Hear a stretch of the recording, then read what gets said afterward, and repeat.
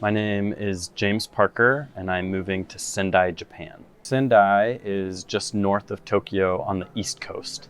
So in 2011, a big earthquake and tsunami happened in northeast Japan, and it hit around the Sendai area. But where we'll be living in the city wasn't deeply impacted by the tsunami. It was mainly the coast. But yeah, north of Tokyo by a couple hours. Yeah, so in 2019, my wife and I said yes to moving to Japan. So we said yes to the organization that we work for, and we're invited by the Japanese navigators to move to Japan. And so that was probably February 2019. So we were pregnant with our first child, and our daughter was born April 2019. And then she was born, and she actually had a heart defect where she had a hole in her heart. So that kind of like slowed things down initially a little bit. She had to have open heart surgery when she was 3 months old. But it was a successful surgery, and pretty quickly it was clear she wasn't going to have any long-term effects or anything holding her back. So we got back into, okay, let's get ready to move to Japan. And towards the end of 2019, we left our apartment and got rid of all of our stuff and moved down. We were living in Virginia, moved down to Florida, and we're spending a couple months with family and doing a couple different things with work and getting ready to go. And then we had plane tickets to move set for May 2020. And then COVID happened in March, and the borders closed and we weren't able to go.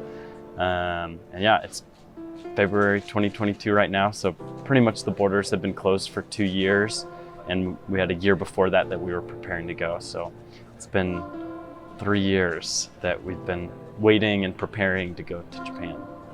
Actually, the Japanese borders are preparing to open up March 1st. So we're excited about that, but there's a lot of uncertainty there too of, we've been in this position before where they've opened up and then closed before anyone can move there.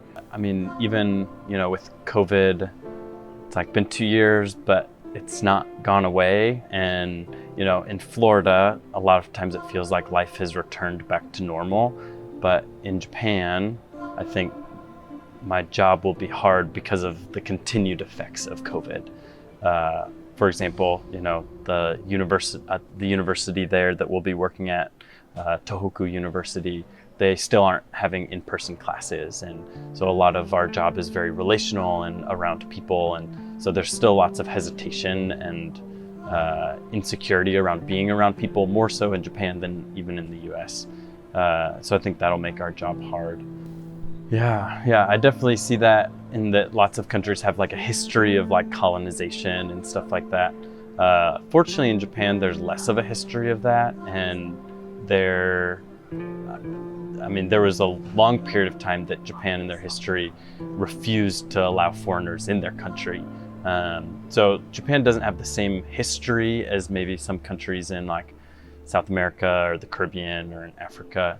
But I think one thing that is comforting as well is that the navigators, the organization that we work for, is led in Japan by Japanese people.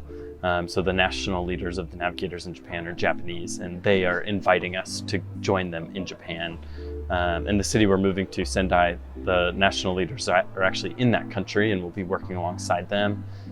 So I think that helps a lot in that we aren't going as like the boss. We're like going as like learners and followers and kind of learning from them and kind of doing as they lead us to do, rather than like coming in as like the leaders and the ones in charge and saying like, hey, come follow us. It's like we're coming in and submitting under the authority of a Japanese navigator organization and specific Japanese leaders. Yeah, I went to Japan the summer after my sophomore year of college. I went to the University of Florida, and I went on a 7-week missions trip to Japan with the navigators. And so that summer I was working with a club at a university called BEST Club, which stands for Bible, English, Sports, and Travel. And it's a social club where you connect with students, develop friendships, and through that organization, I got to share my faith with students, and it was just a really eye-opening experience. I developed lots of really deep friendships and really fell in love with the culture of Japan and really grew to appreciate Japanese people. I'm excited for my kids to grow up in Japanese culture. I think there's a lot of really beautiful benefits of growing up kind of as a third culture kid, and learning Japanese and English and learning, two different cultures. I think is a really cool opportunity that will, I think, really benefit them in life. Learning how to interact in a Japanese culture, but then also in an American culture. So we're planning on enrolling our kids in a Japanese daycare so that they will learn Japanese and learn Japanese culture, and hopefully that'll, bring a lot of Japanese culture back into our home and into our normal lifestyle.